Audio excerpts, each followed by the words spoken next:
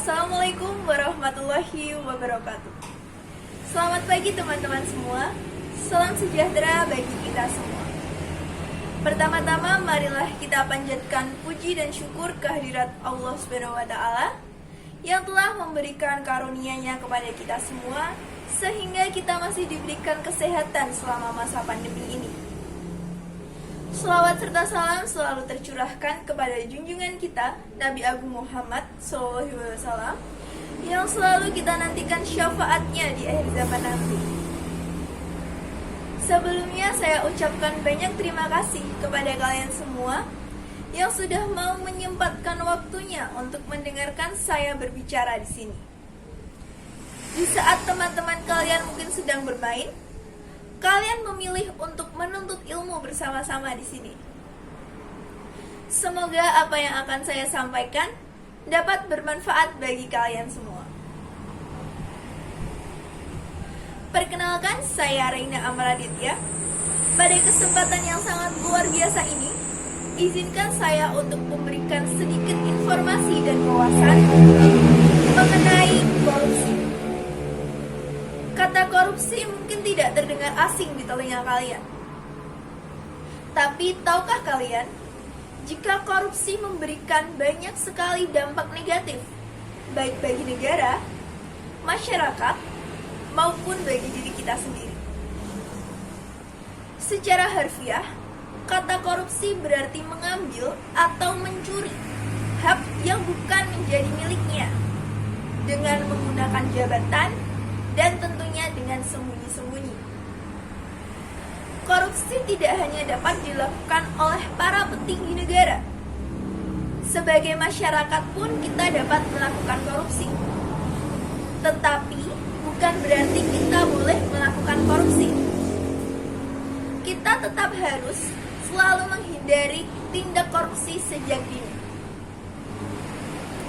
Masyarakat kecil seperti kita dapat melakukan tindak korupsi, tetapi kebanyakan dari kita tidak menyadari bahwa apa yang telah kita perbuat merupakan salah satu tindak korupsi. Contohnya adalah ketika seseorang memberikan uang damai kepada polisi ketika dirinya ditilang. Kemudian orang yang menyepelekan uang kembalian, dan juga orang yang membolos sekolah. Membolos sekolah merupakan salah satu tindak korupsi, yaitu korupsi waktu. Jadi, jika kalian menganggap bahwa korupsi selalu berhubungan dengan uang, kalian salah. Salah satu contoh tindak korupsi di Indonesia adalah kasus penggelapan pajak yang dilakukan oleh oknum pegawai pajak yang sering disebut sebagai si mafia pajak, yaitu Gayus Tambunan. Ia menyalahgunakan wewenangnya dalam menangani keberatan pajak di PT Surya Alam Tunggal atau SAT. Dalam kasus ini, negara kita mengalami kerugian sebanyak 570,92 juta rupiah. Selain itu, KPK juga resmi menetapkan Bupati Kota Wirangun Timur, yaitu Supian Hadi, karena telah melakukan tindak korupsi penerbitan izin usaha pembangunan atau IUP di daerah itu.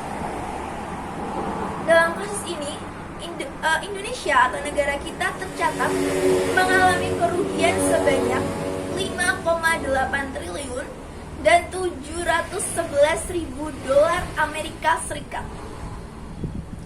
Kasus korupsi ini merupakan salah satu kasus korupsi terbesar di Indonesia sampai saat ini.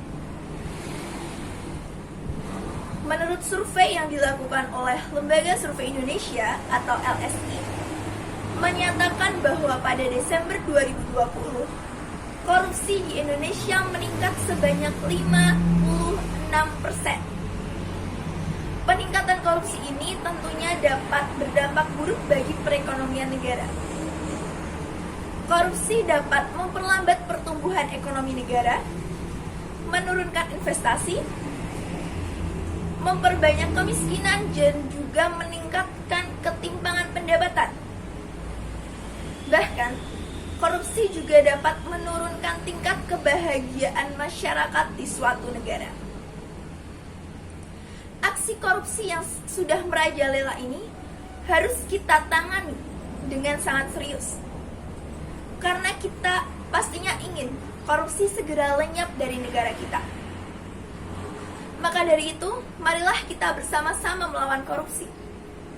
Bagi para pelajar, mari kita tingkatkan belajarnya dan ubahlah sikap kita menjadi lebih baik lagi agar kita menjadi generasi yang lebih baik lagi. Mirisnya negara kita saat para tikus berdasi sudah merajalela di seluruh negeri. Maka dari itu, saya harap teman-teman semua mendalami dan memahami apa yang telah saya sampaikan. Marilah kita mendekatkan diri kepada Allah dan juga kepada orang tua agar kita selalu terlindungi dari kegiatan-kegiatan negatif. Jika kita sudah terjerumus ke dalamnya, akan sulit untuk memperbaikinya.